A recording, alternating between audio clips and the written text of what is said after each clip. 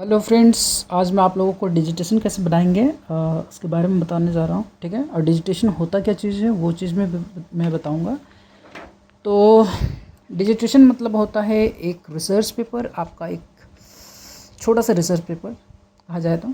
जैसे आपको पीएचडी में थीसिस जमा करने होते हैं, उसे ही आपको एक हिसाब से कहा जाए तो रिसर्च पेपर लिखना होता है, जिसको डिजिटेशन कहते हैं, उसका छोटा रूप। ठीक है, डिजिटेशन मतलब।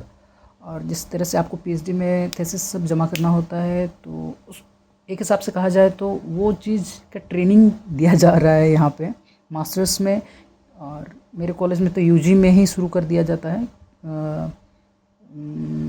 कोऑपरेटिव कॉलेज में यूजी में भी बनाना होता है और पीजी में भी बनाना पड़ता है।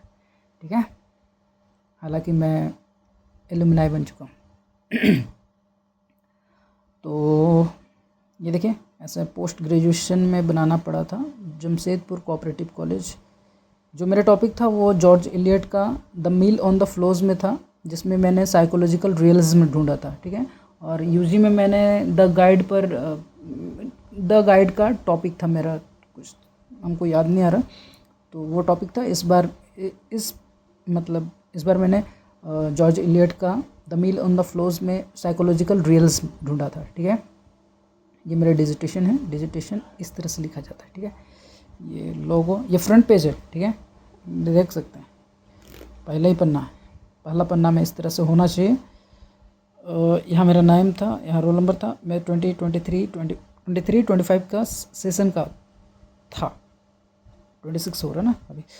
तो ये यहाँ पर एचओडी का सिग्नेचर होना चाहिए, यहाँ पर सुपरवाइज़र का सिग्नेचर होना चाहिए। ठीक है, और इस तरह से ये यूनिवर्सिटी इस तरह से होना चाहिए फ्रंट पेज। ठीक है, सेकंड में आपका होना चाहिए सर्टिफिकेट सेकंड पन्ना पे, क्योंकि मान के चलिए कभी कभी कोई लड़का कॉलेज नहीं जाते हैं ज़्यादा, तो मैं उनको बता देना चाहता हूँ कि मान के चलिए गलती से आप डिजिटेशन जिस समय सर बता रहे हैं उस दिन आप नहीं गए और सर पूछे तो आपको फ़ायदा दे, इसके चक्कर में ये मैं बना रहा हूँ। ठीक है, आपका हेल्प होगा।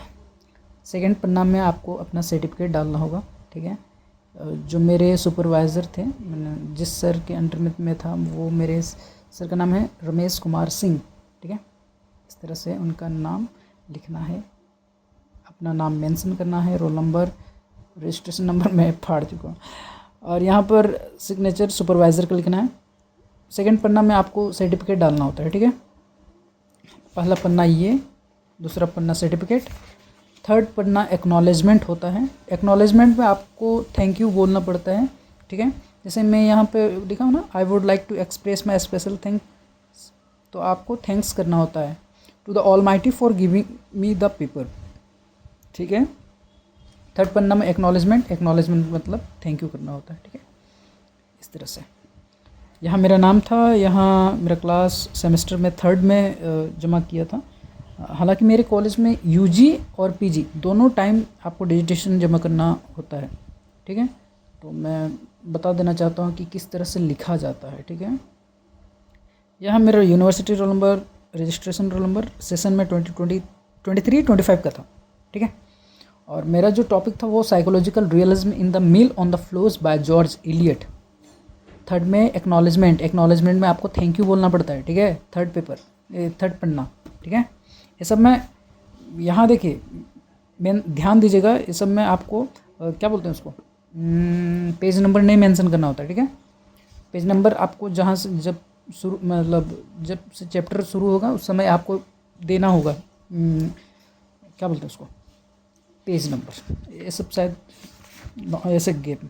एब्स्ट्रैक्ट मतलब होता है एक सारांश टाइप का। ठीक है, तो यहाँ फोर्थ पन्ना में आपको एब्स्ट्रैक्ट लिखना होता है। ठीक है, एक सारांश टाइप का एक, ठीक है, वो लिखना होता है। इसके बाद आपको इंडेक्स लिखना होगा, एक्नॉलेजमेंट, एब्स्ट्रैक्ट। देखिए, जिस समय से चैप्टर 1 शुरू हो रहा है उस समय से देखिए मैंने पेज नंबर डाला हुआ है। ठीक है, फिर बिब्लियोग्राफी, इंडेक्स में इस तरह से होना चाहिए, एक्नॉलेजमेंट पहला, एब्स्ट्रैक्ट, इसके बाद चैप्टर 1 चैप्टर 2, और इसमें वो सब तो रोमन में लिखना होता है ना, मतलब एब्स्ट्रैक्ट सबको तो रोमन में 1 2 करना है, पेज नंबर देना है, और बाद बाकी को आपको इस तरह से लिखना है, ठीक है। बिब्लियोग्राफी थर्ड, ठीक है। इसके बाद यहाँ से शुरू, ठीक है, इस तरह से। हालांकि मेरा तो अलग ही टाइप का था, इस तरह से नहीं लिखना है, ठीक है। मैं बताऊँगा लिखना कैसे है। चैप्टर, पहला चैप्टर लिखा पहले आपने, इसके बाद आपको सर, जो मेरे सर बोलते थे वो ऐसे बोलते थे कि चैप्टर 1 इसके बाद रेफरेंस, फिर चैप्टर 2 इसके बाद फिर रेफरेंस देना पड़ता है, ठीक है। देखिए चला गया, ये रेफरेंसेस देना पड़ता है कि कहाँ से आपने ये चीज़ लिखा है, रिसर्च किया है, ठीक है, इस तरह से। फिर चैप्टर 3 फिर रेफरेंसेस देना होगा, ठीक है, इस तरह से रेफरेंसेस। चैप्टर 4 रेफरेंसेस, चैप्टर 5 फिर रेफरेंसेस, इस तरह आपको देना होता है, ठीक है।